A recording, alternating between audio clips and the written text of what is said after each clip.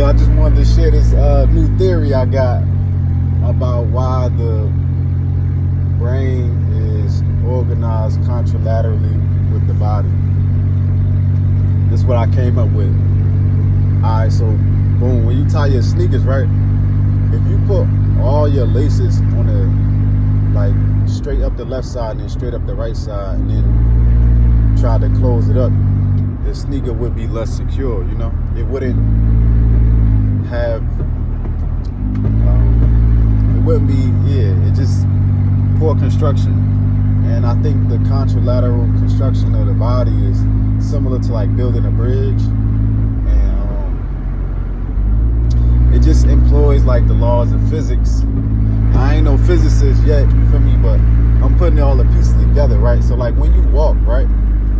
Like when you take a step, like the leg you lift up is counterbalancing the leg that's on the ground, right? That's why you can't walk with one leg, because you shifting pressure and like weight from one to the other, but they working in unison, you feel me? So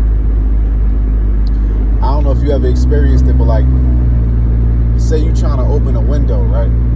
You trying to open a window, but you can't, like, you don't have no leverage.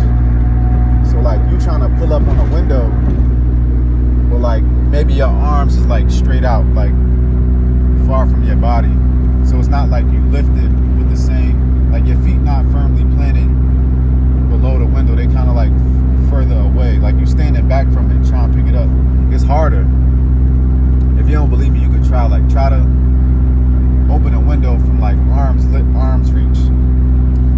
And it has a lot to do with like physics, because the same way like high concentrations go to low concentrations, there's a natural flow from like high pressure to low pressure, right? So when you picking up the window, you need the resistance. Like as you're pulling up, you're also pushing your feet down.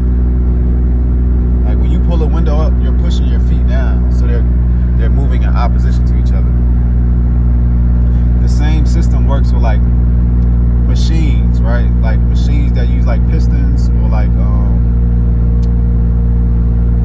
a liquid that kind of goes from one area to the next. Even batteries use the same like concept of going from like a high concentration to a low concentration, and that differential between the concentration balances them out, even down to like ion channels. And what it takes to make a neuron fire involves this relationship between a high concentration of negative ions and then the positive ions in their relationship.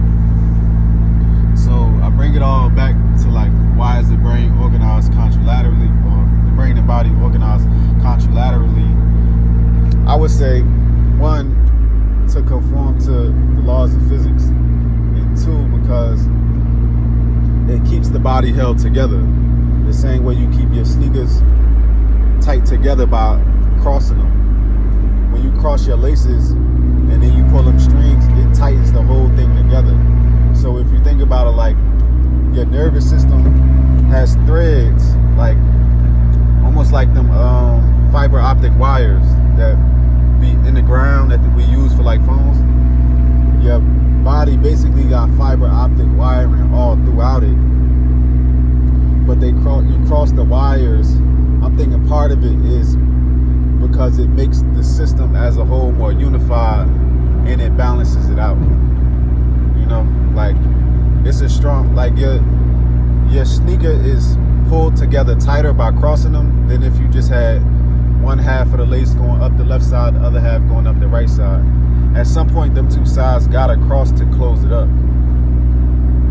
So I'm thinking like your nervous system kind of like, almost like roots, you know, on a tree that kind of like hold it in the ground. It's like all your nerve cells and all that, your neurons and your glial cells is crossing each other, almost like tying up a shoe.